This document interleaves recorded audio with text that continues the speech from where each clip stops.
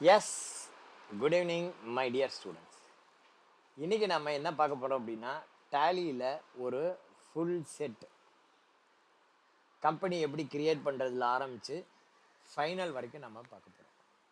One by one எல்லா ஸ்டெப்பையும் நம்ம பார்த்துருவோம். ஃபஸ்ட்டு வந்து டேலியில் எப்படி கம்பெனி கிரியேட் பண்ணணும். Gateway of Tally alt K create. அங்கே போயிட்டு நமக்கு அந்த கம்பெனி கிரியேட் பண்ணுறதுக்கு தேவையான கம்பெனி பேர் எல்லாம் வித்து ஃபினான்ஷியல் இயர், அதுக்கப்புறம் அட்ரஸ்ஸு, பின்கோடு எல்லாத்தையும் போட்டு நம்ம மெயில் ஐடி பாஸ்வேர்டெலாம் போட்டு உங்களுக்கு கம்பெனி ஸ்டெப் க்ரியேட் பண்ணணும். இது ஃபஸ்ட்டு ஸ்டெப். ரெண்டாவது ஸ்டெப் என்ன பண்ணணும், F11 maintain cost centre, enable cost centre வந்து எஸ்ஸு. அதுக்கப்புறம் இங்கே வாங்க, இங்கே அடிஷ்னலாக வந்து ஜிஎஸ்டி வேண்டாம், இந்த சம்முக்கு ஜிஎஸ்டி வேண்டாம், நோ கொடுத்துருங்க. நோ கொடுத்துட்டு பேரோல் வாங்க. பேரோலில் மெயின்டைன் பேரோல் வந்து எஸ். ஓகேவா, மெயின்டைன் பேரோல் எஸ். நேற்று வரைக்கும் நம்ம இஎஸ்ஐபிஎஃப் பார்க்கல, இப்போ நம்ம இஎஸ்ஐபிஎஃப் பார்க்க போகிறோம். So enable the payroll statutory yes. இந்த எஸ் கொடுத்து உங்களுக்கு ப்ராவிடென்ட் ஃபண்டு பிஎஃப் இஎஸ்ஐ அந்த இன்ஃபர்மேஷன்லாம் நம்ம கொடுக்கணும். அந்த இன்ஃபர்மேஷன்லாம் எங்கே இருக்குது அப்படின்னா இங்கே இருக்குது. இங்கே வந்து பார்த்தீங்கன்னா ஃபஸ்ட்டு எடுத்தோடனே இருக்குது. இங்கே வந்து பார்த்தீங்கன்னா நீங்கள் அப்படியே காப்பி பண்ணிக்கலாம். இங்கே கம்பெனி கோடு இது அப்படியே காப்பி பண்ணிங்க. ஓகேவா, கம்பெனி கோடை இங்கே காப்பி பண்ணி டேலியில் இங்கே போடுங்க. கம்பெனி கோடு. அடுத்தது அக்கௌண்ட் குரூப் கேட்கும். Account group, company account group இங்கே இருக்குது. இதை காப்பி பண்ணி இப்படியே போட்டுக்கோ, அக்கௌண்டிங் குரூப்பு. அடுத்தது கம்பெனி செக்யூரிட்டி கோடு கேட்குது. கம்பெனி செக்யூரிட்டி கோடையும் அதை காப்பி பண்ணி அப்படியே போட்டுக்கோ. ஸோ இதை நம்ம உங்களுக்கு சம்மில் கொடுத்துருக்கோம், அதை அப்படியே காப்பி பண்ணி போட்டுக்கோம். அடுத்தது இஎஸ்ஐக்கு, இஎஸ்ஐயோடைய கம்பெனி கோடு இந்த மவுஸ் எடுத்து வந்து இங்கே காப்பி பண்ணிக்கிங்க. அடுத்தது ESI branch office. ESI branch வந்து பார்த்திங்கன்னா சென்னை, அதில் எங்கேயோ அங்கே போட்டுங்க, எக்மோர் எந்த பிரான்ச்சோ அந்த branch. Standard working days per month இது வந்து பார்த்திங்கன்னா 26 அப்படின்னு கொடுத்துருங்க. Standard working days per month 26 அப்படின்னு கொடுங்க. இப்போதைக்கு டிடிஎஸ் வேண்டாம், டிடிஎஸ் பின்னாடி சேர்த்துக்கலாம். ஓகேவா, இப்போதைக்கு டிடிஎஸ் வேண்டாம், எக்ஸாமுக்கு டிடிஎஸ் கிடையாது, பின்னாடி டிடிஎஸ் சேர்த்துக்கலாம், இப்போதைக்கு வேண்டாம். இங்கே அதர்ஸ் அப்படின்னு போட்டுருங்க, வேறு எதுவுமே கொடுக்க வேண்டாம், கண்ட்ரோல் ஏ கொடுத்து சேவ் பண்ணுங்க. ஓகேவா, அக்செப்ட் மாஸ்டர் ஒய். என்னென்ன சொல்லியிருக்கேன், ஃபஸ்ட்டு கம்பெனி கிரியேஷன், ரெண்டாவது ஸ்டெப்பில் F11 காஸ்ட் சென்டர் எனேபிள், அதுக்கப்புறம் இங்கே maintain payroll, maintain payroll enable, payroll statutory enable. Payroll ஸ்டாச்சுரரியில் பிஎஃப் இஎஸ்ஐ இந்த இன்ஃபர்மேஷன் நம்ம கொடுக்கணும். இங்கே நம்ம ஸ்டெப்பு போட்டே வருவோம். F11 cost centre enable, payroll and statutory info enable. Statutory information நான் ஞாபகப்படுத்துங்க, இதை வந்து உங்களுக்கு நான் ஷேர் பண்ணுறேன். ஓகேவா, போகும்போது இதை நான் உங்களுக்கு ஷேர் பண்ணுறேன். அடுத்தது employee group and employee. Employee group already நம்மள்கிட்ட இருக்குது, நம்ம க்ரியேட் பண்ணிட்டோம். Admin, marketing, production. அதுக்கு அடுத்தது எம்ப்ளாயி க்ரியேட் பண்ணணும். கேட்வே ஆஃப் டேலியில் வந்து பார்த்தீங்க அப்படின்னா, கேட்வே ஆஃப் டேலியிலேருந்து க்ரியேட் அங்கே போயிட்டு இங்கே வந்து பார்த்தீங்கன்னா இங்கே என்ன ஆர்டரில் இருக்கோ அந்த ஆர்டரில் எம்ப்ளாயி குரூப், எம்ப்ளாயி, அட்டண்டன்ஸ், பேகட் இதெல்லாம் பண்ணணும். எம்ப்ளாயி குரூப் என்ன பண்ணணும் அப்படின்னா இந்த மாதிரி அட்மின் அப்படின்னு சொல்லிட்டு, அண்டர் வந்து ப்ரைமரி, அதே மாதிரி மார்க்கெட்டிங், அதே மாதிரி ப்ரொடக்ஷன், இந்த மாதிரி employee group 3 group, admin, marketing, production, இந்த மாதிரி நீங்கள் குரூப் கிரியேட் பண்ணணும்.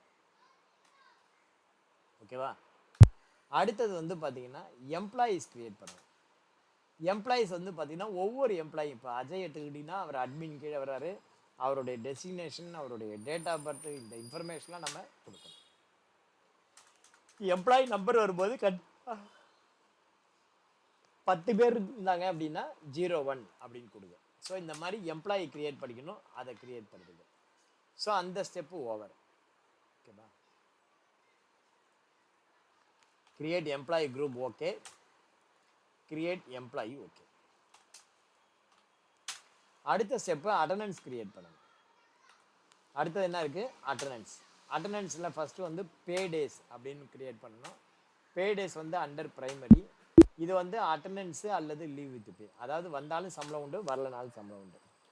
ஸோ அதனால ப்ரெசண்ட் வந்து வந்தால் சம்பளம் உண்டு, கேஷுவல் லீவு வரல ஆனாலும் சம்பளம் உண்டு, லாஸ் ஆஃப் பேக்கு சம்பளம் கிடையாது. அதனால அது அண்டர் பிரைமரி போட்டு லீவு வித்தவுட் பே அப்படின்னு சொல்லி சேவ் பண்ணிடுங்க.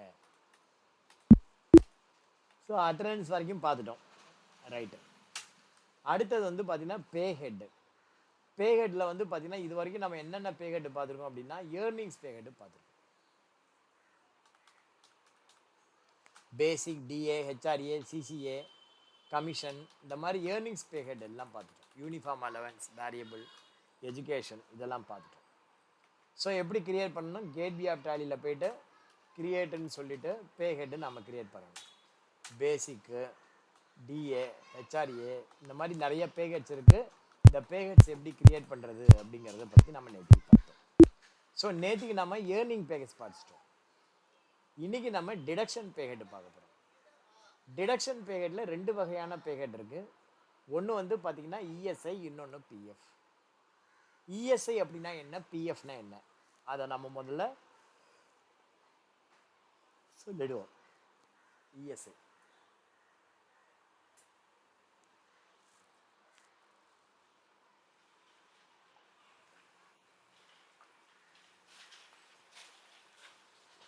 முதல் வெத்தலை எனக்கு தான், முதல் தண்ணி எனக்கு தான். இஎஸ்ஐ அப்படின்னா எம்ப்ளாயி ஸ்டேட் இன்சூரன்ஸ் அப்படின்னு ஒரு ஸ்கீம். இஎஸ்ஐனா எம்ப்ளாயி ஸ்டேட் இன்சூரன்ஸ். அது என்ன scheme sir, how it is differ from government other scheme? நார்மலாக நமக்கு உடம்பு சரியில்லைன்னு என்ன பண்ணுவோம், கையில் காசு இருக்குது, கையில் காசு இல்லை, 2 சினாரியோ. காசு இருந்தால் ப்ரைவேட்டில் போய் டாக்டர்கிட்ட பார்ப்போம், காசு இல்லைன்னா என்ன பண்ணுவோம், கவர்மெண்ட் டாக்டர்கிட்ட போய் பார்ப்போம். இப்போ என்ன எடுத்துங்க, சுகருக்கு கொஞ்சம் கையில் காசு இருக்குது, ப்ரைவேட்டில் பார்த்துக்கிறேன், கவர்மெண்ட் மெடிசின் வாங்கிக்கிறேன், அதாவது மக்கள் மருந்தகத்தில் வாங்கிக்கிறேன். இதுவே ஹார்ட் அட்டாக்கு ரெகுலராக மாத்திரை சாப்பிட்ணும், ப்ரைவேட்டில் போனீங்கன்னா நிறைய இருக்கும், கவர்மெண்ட்லேயே ஆன்ஜியோ பண்ணிட்டு கவர்மெண்ட்டு மாத்திரையும் நான் சாப்பிட்றேன். ரைட்டா? ரைட். நார்மலாக உடம்பு சரியில்லை அப்படின்னா கவர்மெண்ட் ஆஸ்பத்திரி போவீங்க, ஒரு ஓபி சீட்டு கொடுப்பாங்க, அந்த ஓபி சீட் எடுத்துகிட்டு போய் டாக்டர்கிட்ட உடம்பை காட்டுவீங்க, அவர் 2 மாத்திரை கொடுப்பாரு, சாப்பிடுவீங்க, சரியாக போய்டும்.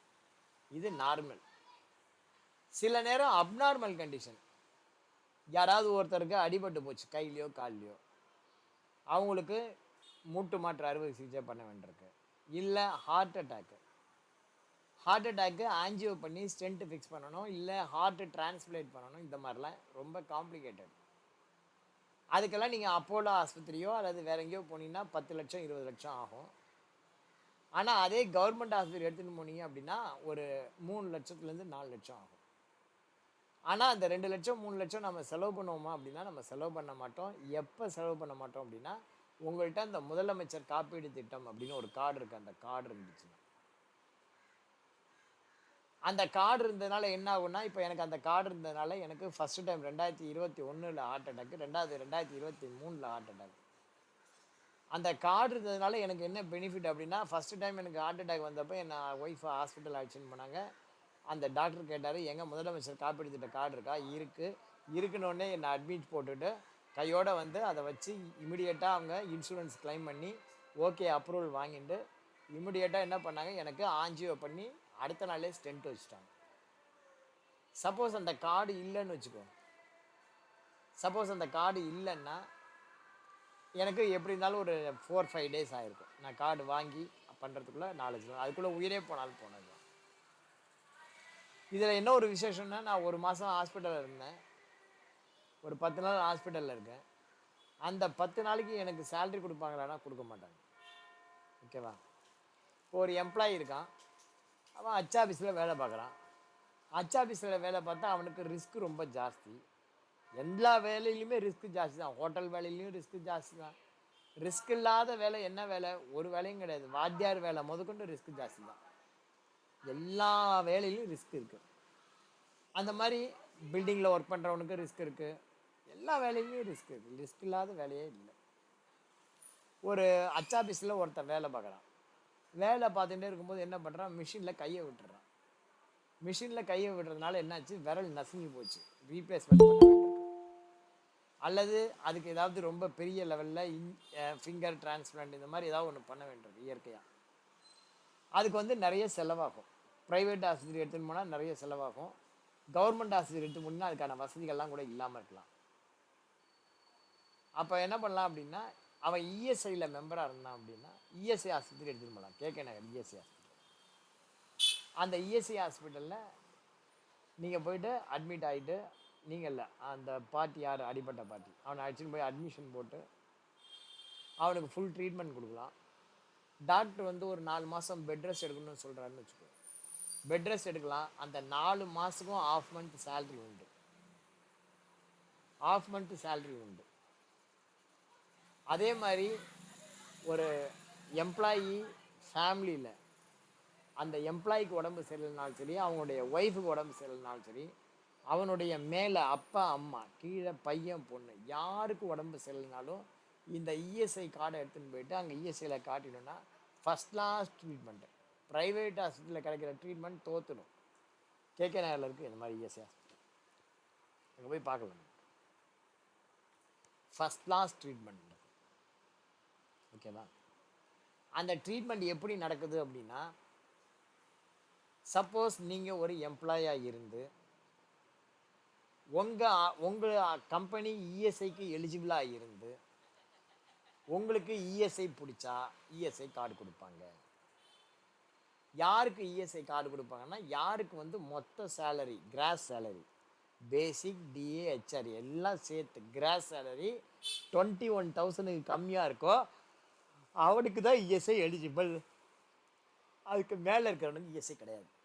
இஎஸ்ஐ யாருக்கு எலிஜிபிள்? முதல்ல நீ வேலை பார்க்குற கம்பெனிக்கு எலிஜிபிளாக இருக்கணும்.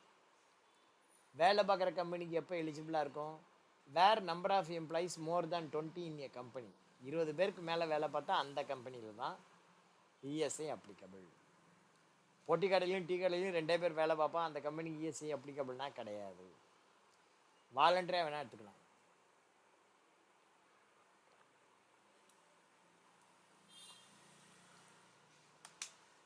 வாலண்டரியாக வேணால் எடுத்துக்கலாம். இப்போ அந்த இஎஸ்ஐ கான்ட்ரிபியூஷனில் நீ எவ்வளோ கான்ட்ரிபியூட் பண்ணுவ அப்படின்னா, உன்னுடைய கிராஸ் சேலரி 21,000 கீழே ஒரு 20,000 இருக்குன்னு வச்சுக்கோ. அந்த 20,000ல் நீ உனக்காக நீ 0.75%, அதாவது ஒரு 350 rupees நீ கான்ட்ரிபியூட் பண்ணுவ. நான் என்ன பண்ணுவேன், ஒன்றை மாதிரி 4-5 பங்கு பண்ணுவேன். 3 15 5 1.5 1,750 நான் கான்ட்ரிபியூட் பண்ணுவேன். ஸோ உன்னுடைய 350 என்னுடைய 1,050 இதெல்லாம் சேர்ந்தால் 2,000 ஆகும். உனக்காக 2,000 இஎஸ்ஐயில் கொண்டு போய் கட்டிடுவேன். உன் கையில் கார்டை கொடுத்துருவேன், மாதம் 2,000 போய் கட்சி. அந்த காசை வச்சுன்னு என்ன பண்ணுது கவர்மெண்ட் வந்து ரொட்டேஷன் எடுக்குது. அந்த காசை வச்சுன்னு என்ன பண்ணுறாங்க, இந்த மாதிரி இப்போ சீனிவாசனுடைய ஃபேமிலிக்கோ இல்லை சீனிவாசனுக்கோ ஏதாவது உடம்பு சரியில்லை அப்படின்னா ஹை கிளாஸ் ட்ரீட்மெண்ட் வாங்க. அதே மாதிரி ஒரு கம்பெனியில் லேடிஸ் ஒர்க் பண்ணுறாங்க, ப்ரெக்னென்ட் ஆகிறாங்க, கல்யாணம் ஆகிடுச்சு, ப்ரெக்னென்ட் ஆகிறாங்க. ப்ரெக்னென்ட் ஆனால் கடைசி ஒரு 3-4 மாதத்துக்கு அவங்களால வேலை செய்ய முடியாது. அப்போ வேலை செய்ய முடியாதுன்னா கம்பெனிலேருந்து சம்பளம் தர முடியாது, அவங்க ஃபேமிலி வந்து அஃபெக்ட் ஆகும். இப்போ நீ கவர்மெண்ட்டில் வேலை பார்த்தீங்கன்னா உங்களுக்கு மெட்டர்னிட்டி லீவு அது சம்பளத்தோடு அதெல்லாம் உண்டு. ஆனால் ப்ரைவேட் கம்பெனியில் எப்படி சம்பளம் தர முடியும்? அந்த மாதிரிலாம் சம்பளம்லாம் தரமாட்டாங்க. அப்போ என்ன பண்ணுறது, அதை காம்பன்சேட் பண்ணணும் இல்லையா? அதுக்காக என்ன பண்ணுறாங்க, இஎஸ்ஐ இருந்துச்சு அப்படின்னா லாஸ்ட்டாக என்ன சேலரி வாங்கினாங்களோ ப்ரெக்னென்ட் பீரியடில் அவங்க பிரசவத்துக்காக அட்மிட் ஆயாச்சு அப்படின்னா 3 மாதத்துக்கோ 4 மாதத்துக்கோ லாஸ்ட்டாக அவங்க என்ன சேலரி வாங்கினாங்களோ அதில் ஆஃப் மந்த்து சேலரி தராங்க. இதே நீ கவர்மெண்ட் ஜிஹெச்சில் போனீங்கன்னா பிரசவம் மாத்திரம் தான் பார்த்துட்டு வர முடியுமா ஒழிய சம்பளம் தருவாங்களான்னா சம்பளம் தர மாட்டாங்க. இன்னொரு அடிஷ்னல் இன்ஃபர்மேஷன் சொல்கிறேன், எஸ்பெஷலி லேடிஸ் தெரிஞ்சுக்கணும். அதில் பிரசவம் போகணும் அப்படின்னா தயவு செஞ்சு ப்ரைவேட் ஆஸ்பத்திரியை விட கவர்மெண்ட் ஆஸ்பத்திரி தான் போகணும். அவங்களுக்கு நல்ல எக்ஸ்பீரியன்ஸ் உண்டு. இது என்னோடய அனுபவத்தை சொல்கிறேன். சில பேர் ப்ரைவேட் ஆஸ்பத்திரியை ப்ரிஃபர் பண்ணுவாங்க, கவர்மெண்ட் ஆஸ்பத்திரி தான் போகணும், ஏன்னா அவங்களுக்கு தான் நிறைய பிரசவம் பார்த்த எக்ஸ்பீரியன்ஸ் உண்டு. அதனால் கேகே நகர் மாதிரியான ஆஸ்பத்திரி இஎஸ்ஐ இருந்ததுன்னா கேகே நகர் மாதிரியான ஆஸ்பத்திரியில் போனீங்கன்னா அப்படின்னா உங்களுக்கு நல்லா அருமையாக பார்த்துக்கணும். ஸோ அங்கே வந்து பார்த்தீங்கன்னா உங்களுக்கு 4 மாதம் சம்பளமும் உனக்கு கிடைக்கும். இது ரெண்டாவது பெனிஃபிட். மூணாவது பெனிஃபிட் இப்படி எடுத்துப்போம். ஒரு எம்ப்ளாயி கன்ஸ்ட்ரக்ஷன் கம்பெனியில் ஒர்க் பண்ணிட்டு இருக்கான். மேலே இருந்து பெயிண்ட் அடிச்சுன்னு வரான். அவன் சேஃப்டி பெல்ட்டை போடாமல் பெயிண்ட் அடிக்கிறான். திடீர்னு கை ஸ்லிப் ஆகி கீழே விழுந்துடுறான். முதுகில் அடிபட்டுருச்சு. பர்மனண்ட்டு டிசபிலிட்டி, இல்லை ஆளே போய் சேர்ந்துடுறான். அந்த ஃபேமிலி என்னாகும்? நடுத்தரில் நிற்கும். சப்போஸ் அவன்கிட்ட இஎஸ்ஐ கார்டு இருந்ததுன்னு வச்சுக்கோ. அவங்ககிட்ட இஎஸ்ஐ கார்டு இருந்ததுன்னா அந்த மாதிரி ஆனதுக்கு ஒன்று ட்ரீட்மெண்ட் எடுத்துக்கலாம், இல்லை போய் சேர்ந்துட்டான் அப்படின்னா அந்த குடும்பத்துக்கு 2 லட்சம் 3 லட்சம் காசும் கொடுப்பாங்க இஎஸ்ஐலேருந்து.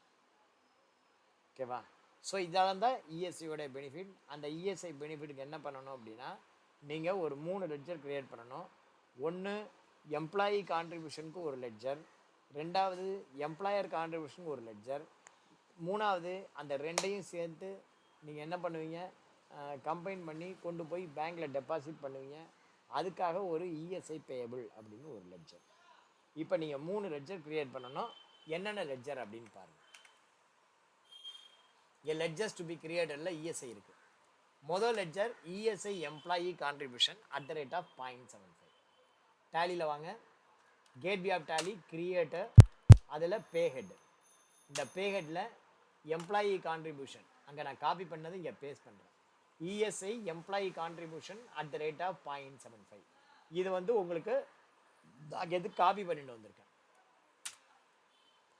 இது வந்து என்ன டைப் அப்படின்னு பார்த்தீங்கன்னா, முன்னாடி 6 தான் காட்டுச்சு, ஆனால் இப்போ நிறைய காட்டுது. என்ன காரணம் அப்படின்னா, F11ல் நீங்கள் எனபிள் பேரோல் ஸ்டாச்சுட்டரி எனபிள் பண்ணியிருக்கிறதுனால இஎஸ்ஐ பிஎஃப் டிஏடிஎஸ் எல்லாமே காட்டும் உங்களுக்கு. அதனால் இப்போ நிறைய இருக்குது. இது வந்து என்ன வகையான பேஹெட் அப்படின்னா, எம்ப்ளாயி ஸ்டாச்சுட்டரி டிடக்ஷன், அதாவது எம்ப்ளாயி சட்டப்படி கொடுக்க வேண்டிய காசு அப்படின்னு அர்த்தம். எம்ப்ளாயி வேர்டை கவனிங்க. எம்ப்ளாயி எதுக்காக தரான் அப்படின்னா, இன்சூரன்ஸ்க்காக தரான். இஎஸ்ஐ. இது வந்து பார்த்தீங்கன்னா நமக்கு வந்து கரண்ட் லைபிலிட்டி. ஏன் இது நமக்கு கரண்ட் லைபிலிட்டி அப்படின்னா, இதை நம்ம பிடிச்சி கவர்மெண்ட்டில் கட்டணும், வீடு கட்டணும் விடக்கூடாது. அதனால் இது நமக்கு current liability. Net salary affect yes கொடுங்க. இந்த இடத்துல சிம்பிளாக போடுங்க. இந்த இடத்துல ஃபுல்லாக போட வேண்டாம். ESI deduction @0.75%. இந்த மாதிரி ஷார்ட்டாக போட்டுங்க. நார்மல் ரவுண்டிங் 1 போடுங்க. போட்டுட்டு இந்த இடத்துல ஆன் கரண்ட் ஏர்னிங்ஸ் டோட்டல் இதை செலக்ட் பண்ணிக்கோ. ஆன் கரண்ட் ஏர்னிங்ஸ் டோட்டல், ஏன்னா பேசிக் டிஏ ஹெச்ஆர்ஏ எல்லாம் சேர்த்து ஆன் கரண்ட் ஏர்னிங்ஸ் டோட்டல். அதில் 21,000 போடணும். இங்கெல்லாம் ஒன்றுமே போட முடியாது.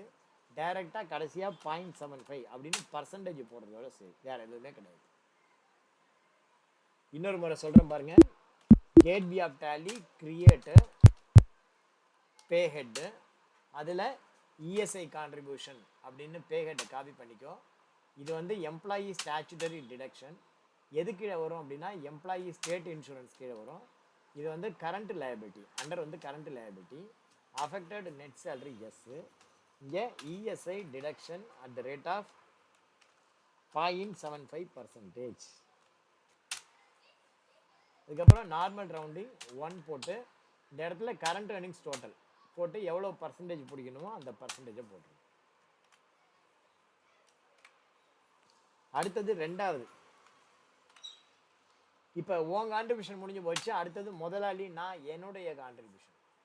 இஎஸ்ஐ எம்ப்ளாயர் கான்ட்ரிபியூஷன் நான் சட்டப்படி கொடுக்க வேண்டியது. அதில் எம்ப்ளாயர் ஸ்டாச்சுட்டரி கான்ட்ரிபியூஷன் இதை செலக்ட் பண்ணுங்கள். செலக்ட் பண்ணி அதையும் இஎஸ்ஐ எம்ப்ளாயி ஸ்டேட் இன்சூரன்ஸ் அது கீழே கொண்டு வரணும். அண்டர் வந்து என்ன வரணும், டைரக்ட் எக்ஸ்பென்ஸா இன்டைரக்ட் எக்ஸ்பென்ஸா சேலரியா அப்படின்னா இன்டைரக்ட் எக்ஸ்பென்சஸ். ஏன் சார் வந்து இதை சேலரி கீழே கொண்டு வரக்கூடாது, ஏன் இன்டைரக்ட் எக்ஸ்பென்ஸ் கீழே கொண்டு வரணும்? சேலரிங்கிறது என் கையிலேருந்து உன் கைக்கு டைரெக்டாக கொடுத்தா அதுக்கு பேர் சேலரி.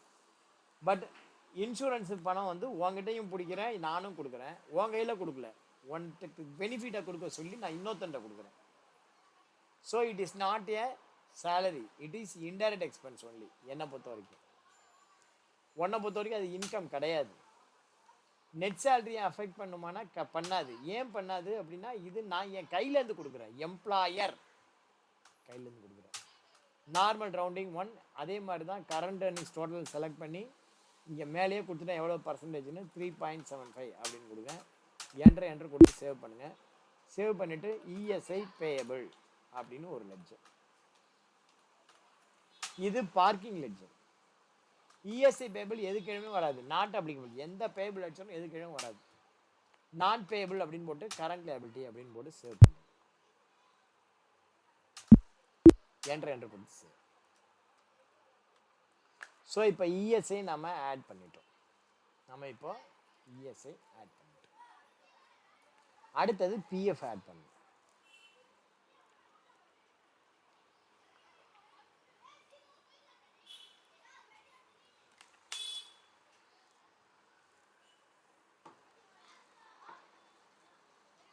இப்போ வந்து இஎஸ்ஐ பற்றி சொல்லியாச்சு.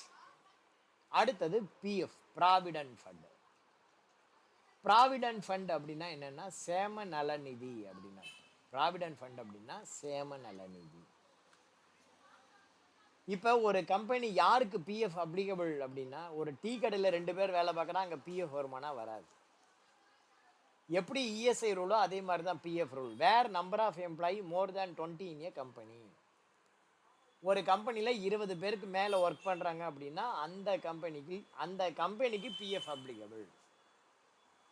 அதில் யாருக்கு அப்ளிகபிள்? எல்லா எம்ப்ளாய்க்கும் அப்ளிகபிள். அது ரெகுலராக இருக்கட்டும், கான்ட்ராக்டாக இருக்கட்டும், எம்ப்ளாயிங்கிற பேரில் இருந்தான்னா அவனுக்கு PF applicable. At what rate PF to be deducted அப்படின்னா equal portion at the rate of 12%. ஏற்கனவே நான் உனக்கு சொல்லியிருக்கேன். PF to be deducted on only in basic, not for any other. Suppose DA if retirement benefit வரும் அப்படின்னா you can add DA. Otherwise PF to be deducted at the rate of 1800. Sorry, at the rate of 12%. Sir ஒரு person 40,000 salary வாங்குறான், 12% TDS 4,800 ரூபாய், sorry 12% PF 4,800 வருது. முதலாளியும் 4,800 கொடுப்பாருன்னா கொடுக்க மாட்டார். முதலாளி at any cost he will not bear not more than 1,800. He never contribute more than 1,800. அவருக்கு necessity இல்லை, கொடுத்தானா கொடுத்துட்டு போறான், அது வேற விஷயம். 1,800 ருபீஸ்க்கு மேலே ஒரு எம்ப்ளாய்க்கு பிஎஃப் கான்ட்ரிபியூட் பண்ணணும்னு எந்த சட்டத்திலையும் இல்லை. ஸோ ஒரு எம்ப்ளாய்க்கு ஒன்று பேசிக் சேலரியில் 12% அல்லது 1,800, whichever is low, that amount to be contribute. ஒருத்தன் 10,000 சம்பளம் வாங்குறான், 12% 1,200. அப்போ எம்ப்ளாயி 1,200, எம்ப்ளாயர் 1,200 கான்ட்ரிபியூட் பண்ணுவாங்க. ஒருத்தன் 12,000 சேலரி வாங்குறான், 10%, சாரி 12% டிடிஎஸ் 1,440 ரூபாய் ஆச்சு. எம்ப்ளாயி 1,440 போடுவான், எம்ப்ளாயர் 1,440. ஒருத்தன் 15%, சாரி ஒருத்தன் 15,000 சம்பளம் வாங்குறான், அப்போ அவனுக்கு 12% கான்ட்ரிபியூஷன் 1,800, முதலாளியும் 1,800 போடுவான், 3,600 அங்கே போய் சேரும். ஒருத்தனுக்கு பேசிக் சம்பளம் 20,000. 20,000னா 20,000க்கு பிஎஃப் கிடையாது, 15,000க்கு மேலே போனால் கிடையாது. ஸோ 20,000க்கு நார்மலாக வந்து பார்த்தீங்கன்னா 2,400 ரூபா பிடிக்கணும், ஆனால் கிடையாது, 1,800 தான் பிடிப்பான். முதலாளியும் 1,800 தான் கொடுப்பான். பிஎஃப்ல மொத்தம் 5 அக்கௌண்ட் இருக்கு. Account number 1, account number 10, account number 2, account number 21, account number 22. இதில் 22 வந்து இன்ஆக்டிவ், 4 மாத்திரம் தான் லைவ்ல இருக்கு. அக்கௌண்ட் நம்பர் 1, அக்கௌண்ட் நம்பர் 10, இந்த ரெண்டையும் கண்ட்ரோல் பண்ணுறது அக்கௌண்ட் நம்பர் 2. என்னென்ன? அக்கௌண்ட் நம்பர் 1, அக்கௌண்ட் நம்பர் 10, இந்த ரெண்டையும் கண்ட்ரோல் பண்ணுறதுக்கு அக்கௌண்ட் நம்பர் 2. அதுக்கப்புறம் அக்கௌண்ட் நம்பர் 21, அது இன்சூரன்ஸ்.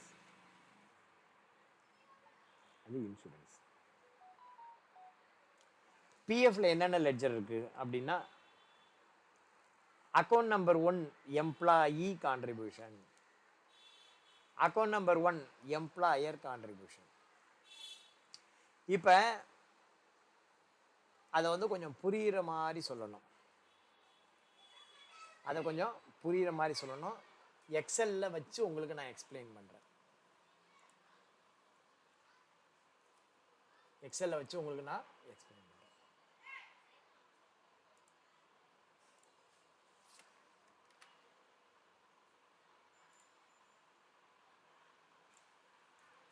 முதல் காலம் பர்டிகுலர்ஸ். முதல் காலம் என்ன? அடுத்த காலம் அக்கௌண்ட் நம்பர் 1.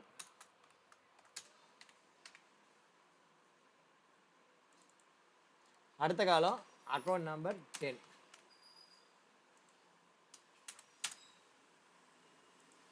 அடுத்த காலம் அக்கௌண்ட் நம்பர் 2.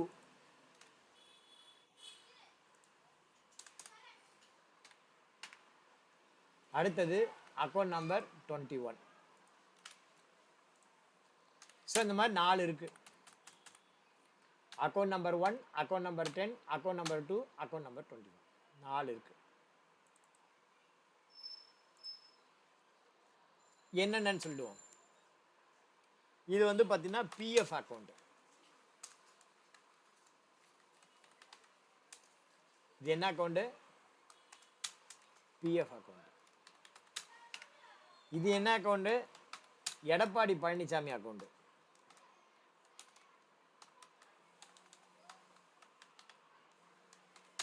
Pension account.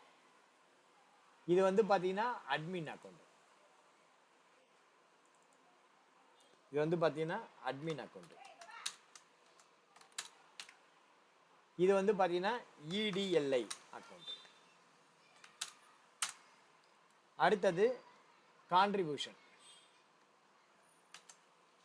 கான்ட்ரிபியூஷன்ல யார் யார் எவ்வளவு கான்ட்ரிபியூஷன்ங்கிறது கொடுக்கறது. யார் யார் எவ்வளோ கொடுக்கணும்? முதல்ல எம்ப்ளாயி. எம்ப்ளாயி எந்த ரேஷியோ? பேசிக் இன்ட்டு 12%. பேசிக் இன்ட்டு 12% ஆர் ₹1800. இதில் எது லீஸ்டோ அது. ஓகேவா?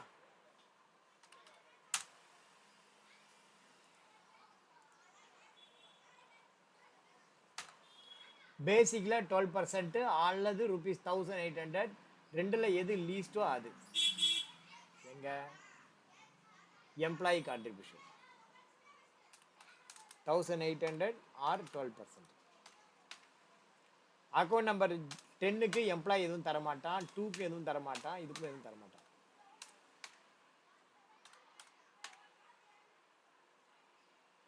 எம்ப்ளாயி வந்து பார்த்தீங்கன்னா ஒன்லி இந்த அக்கௌண்ட் நம்பர் 1க்கு மாத்திரம் தான் தருவான். இதுக்கு இதுக்கு இதுக்கு தரமாட்டான்.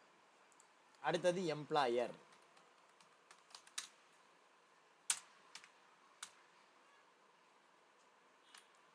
எம்ப்ளாயருக்கு அதே ரோல் தான்.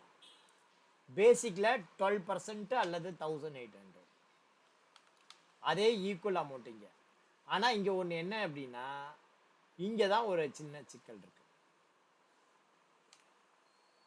பட் என்ன பர்சன்டேஜ் அப்படின்னா, அக்கௌண்ட் நம்பர் 1க்கு வந்து 3.67%, அக்கௌண்ட் நம்பர் 2க்கு வந்து 8.33%. ரெண்டும் சேர்ந்தா 12% வரும். இப்போ அக்கௌண்ட் நம்பர் 1 என்ன, அக்கௌண்ட் நம்பர் 10 என்னங்கிறது தெரியும். மொத்தம் 2 வகையான அக்கௌண்ட் இருக்கு பிஎஃப்ல. ஒன்று வந்து ரிட்டையர்ட் ஆகும்போது கையில் ஒரு அமௌண்ட்டை கொடுத்து அனுப்புறது, அது அக்கௌண்ட் நம்பர் 1. ரிட்டையர்ட் ஆனதுக்கப்புறம் பென்ஷன் கொடுக்கறது அக்கௌண்ட் நம்பர் 10. இப்போ ஒன்றும் இல்லை, யாருக்கு பென்ஷன் கிடைக்கும் அப்படின்னா, ஒருத்தன் பிஎஃப் ஸ்கீமில் சேர்ந்து 10 வருஷமாவது சர்வீஸ் முடிச்சிருந்தா அவனுக்கு ரிட்டையர்ட் ஆகும்போதும் கையில் காசு கிடைக்கும், அவனுக்கு பென்ஷனும் கிடைக்கும்.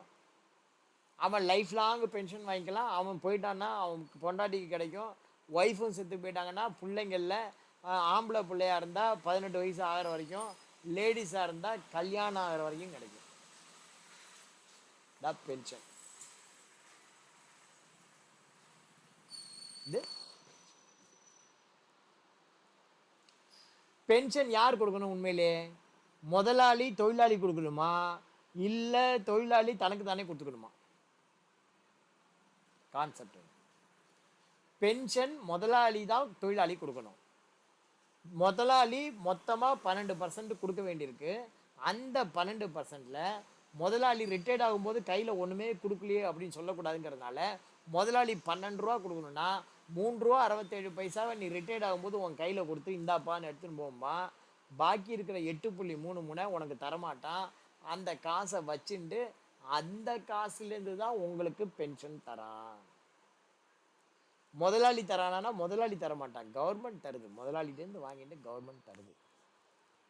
கவர்மெண்ட் அந்த வேலையை பண்ணுது. கிளியரா?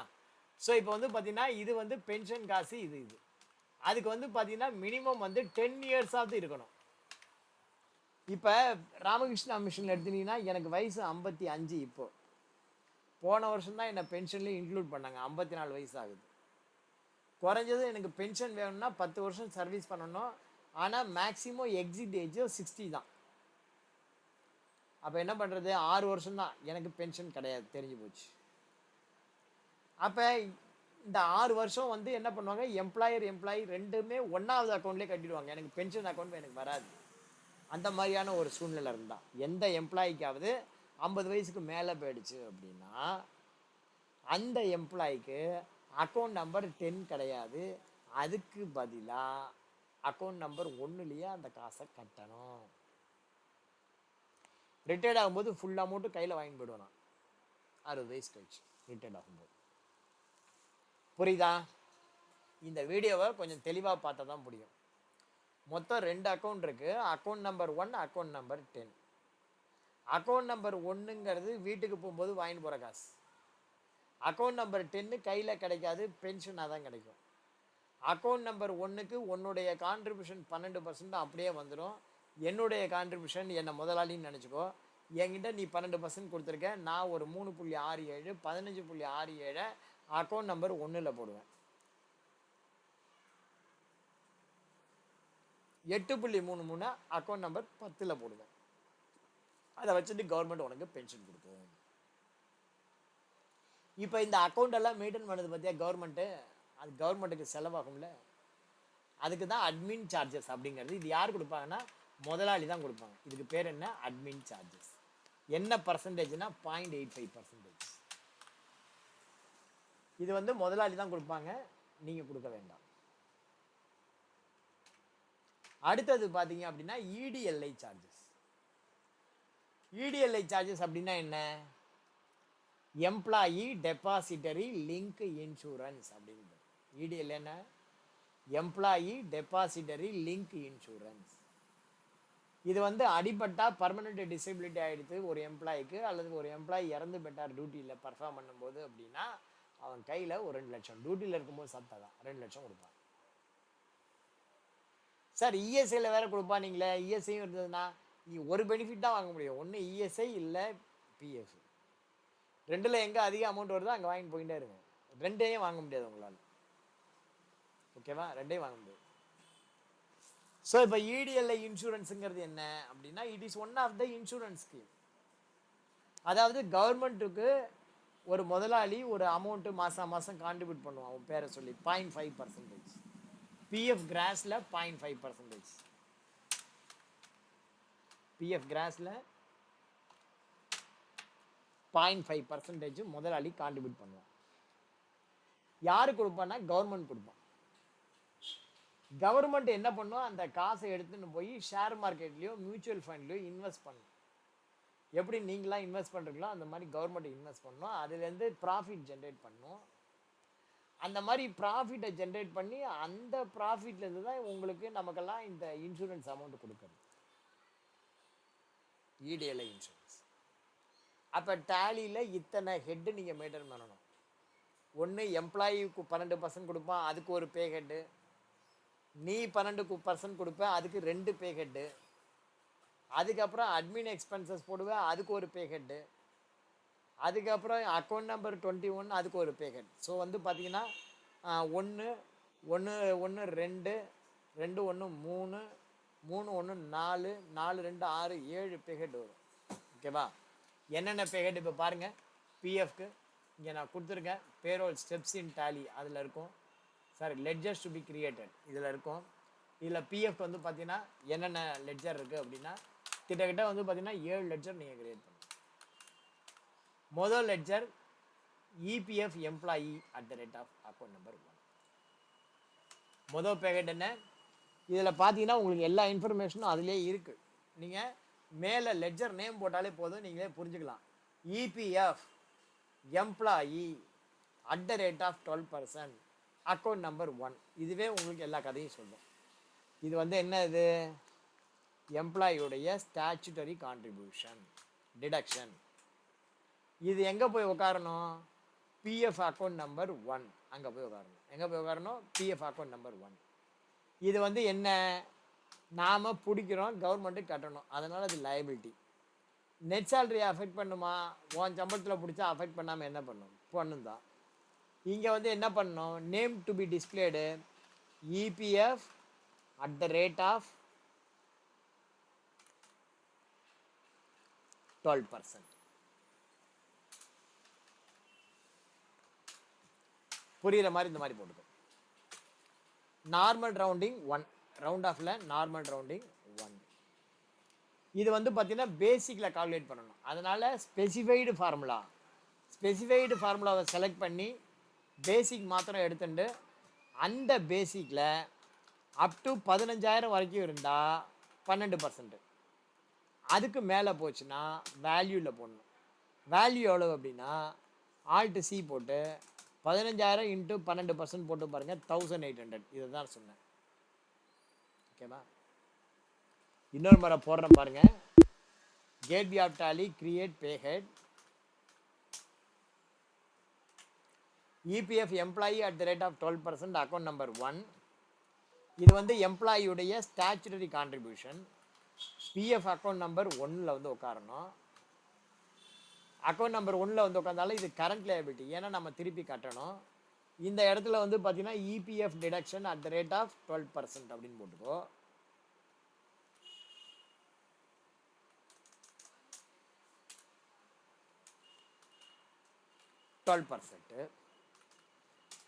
நார்மல் ரவுண்டிங் 1 போட்டு ஸ்பெசிஃபைடு ஃபார்முலா செலக்ட் பண்ணுங்கள். ஸ்பெசிஃபைடு ஃபார்முலா செலக்ட் பண்ணி பேசிக் மாத்திரம் தான் எடுத்துக்கணும், ஏன்னா பேசிக்கில் தான் நம்ம கட்டுவோம். பேசிக்கில் அப் டு 15,000 வரைக்கும் 12%. அதுக்கு மேலே போச்சுன்னா வேல்யூவில் 1800. இந்த 1800 எப்படின்னா 15,000 into 12%. So at any cost நீ 1800க்கு மேலே கொடுக்க வேண்டாம். இது அக்கௌண்ட் நம்பர் 1 எம்ப்ளாயி. இப்போ இது ரெண்டும் அக்கௌண்ட் நம்பர் 2 கூட்டினா 12 வரும். ரெண்டாவது EPF employer 3.67 at account number 1. இது வந்து எம்ப்ளாயர் சட்டப்படி கொடுக்க வேண்டியது. வேர்டு நல்ல கவனி, எம்ப்ளாயர் ஸ்டாச்சுட்டரி கான்ட்ரிபியூஷன். இதுவும் எங்கே போகணும்னா அக்கௌண்ட் நம்பர் 1க்கு போகணும். இங்கே மேலே போட்டிருக்கேன் பாரு, அக்கௌண்ட் நம்பர் 1. இது நமக்கு இன்டைரக்ட் எக்ஸ்பென்சஸ், நாட் சேலரி. என் கையில் கொடுத்தா தான் சேலரி, எனக்கு சார்பாக கவர்மெண்ட்டில் கொடுத்தா அது சேலரி கிடையாது. Normal rounding 1. அதே மாதிரி தான் இங்கே ஸ்பெசிஃபைடு ஃபார்முலா செலக்ட் பண்ணி பேசிக்கில் அமௌண்ட் அப் டு 15,000, பர்சன்டேஜ் காலத்தில் 3.67. அதுக்கு மேலே போச்சுன்னா வேல்யூவில் 550. இந்த 550 எப்படி வந்தது அப்படின்னா 15,000 இன்ட்டு 3.67% போட்டால் வரும். 550 ரூபா 50 பைசா வரும். அதை நீங்கள் ரவுண்ட் பண்ணுங்க, என்ட்ரு கொடுத்து சேவ் பண்ணுங்க. அக்கௌண்ட் நம்பர் 1க்கு போட்டாச்சு.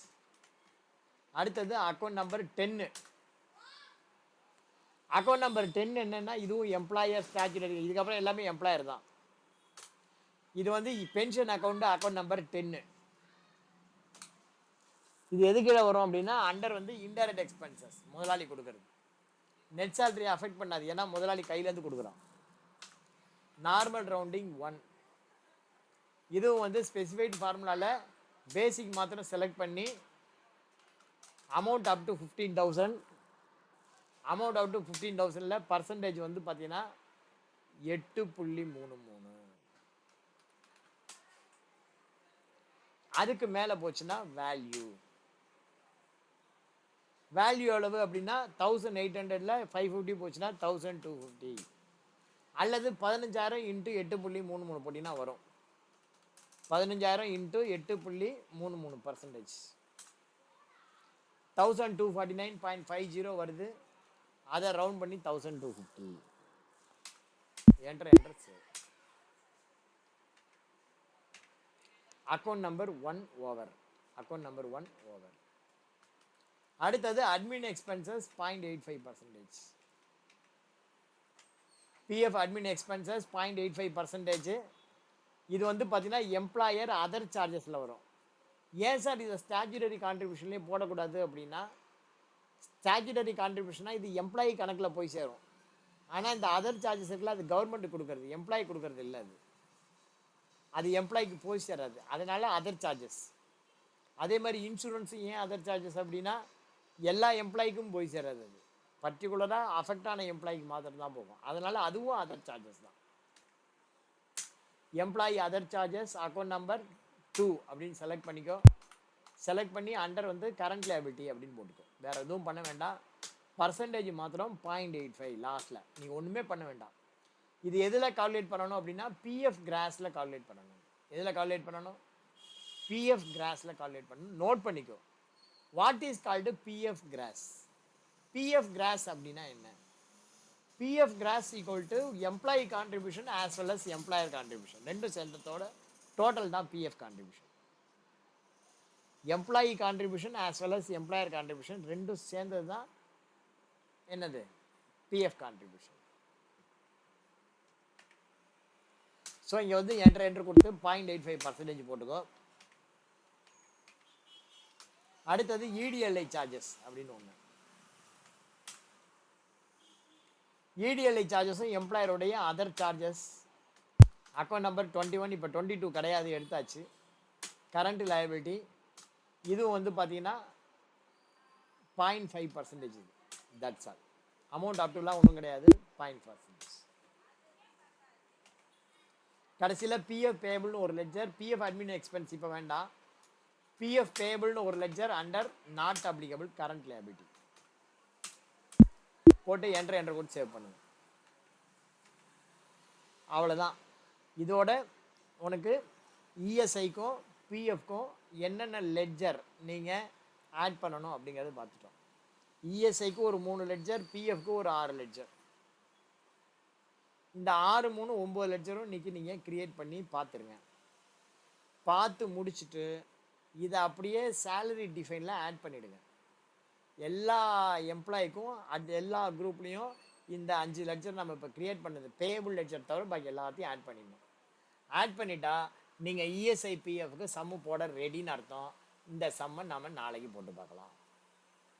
இப்போ டிஃபைன் சேலரி என்ன பண்ணணும்? கேட் பி ஆஃப் டேலி வாங்க.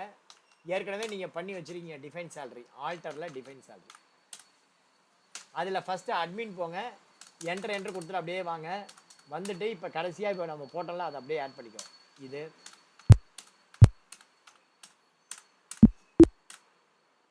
அடுத்தது மார்க்கெட்டிங்.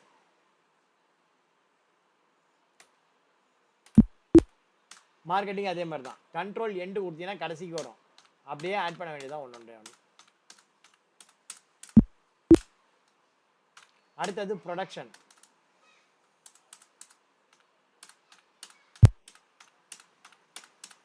முதல்ல குரூப்பில் ஆட் பண்ணணும்.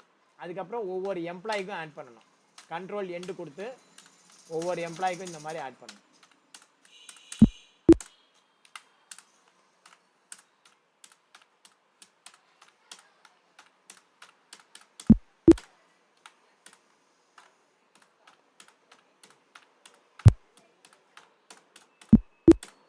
இதே மாதிரி எல்லா எம்ப்ளாய்க்கும் இப்போ தக்ஷாமூர்த்தி ஆட் பண்ணுறோம். அந்த மாதிரி எல்லா எம்ப்ளாய்க்கும் ஆட் பண்ணணும். இது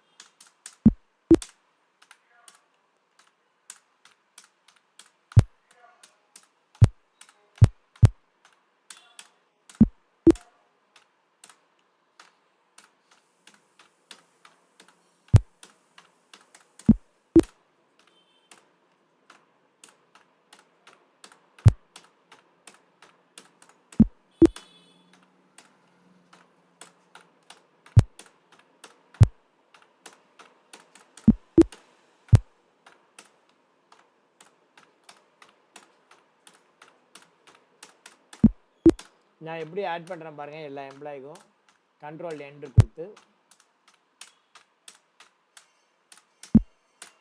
ஸோ இந்த மாதிரி எல்லா எம்ப்ளாய்க்கும் ஆட் பண்ணணும். ஆட் பண்ணிவிட்டு அதுக்கப்புறம் வேலைன்னு வந்தால் வெள்ளைக்காரன் படத்தில் வர மாதிரி அன்றைக்கி கிளம்புற 6 மணி கோழி கொக்கரக்கோ கூப்பிச்சு அந்த மாதிரி முதல்ல வந்து அட்டண்டன்ஸ் ப்ராசஸ், அதுக்கப்புறம் யூசர் டிஃபைன் சேலரி, அப்புறம் சேலரி ப்ராசஸ். அதை நாளைக்கு பார்த்துக்கலாமா? உங்களிடமிருந்து விடைபெறுவது உங்கள் டாலி சீனிவாசன். நன்றி, வணக்கம், ஜெய் ஹிந்த், தேங்க்யூ.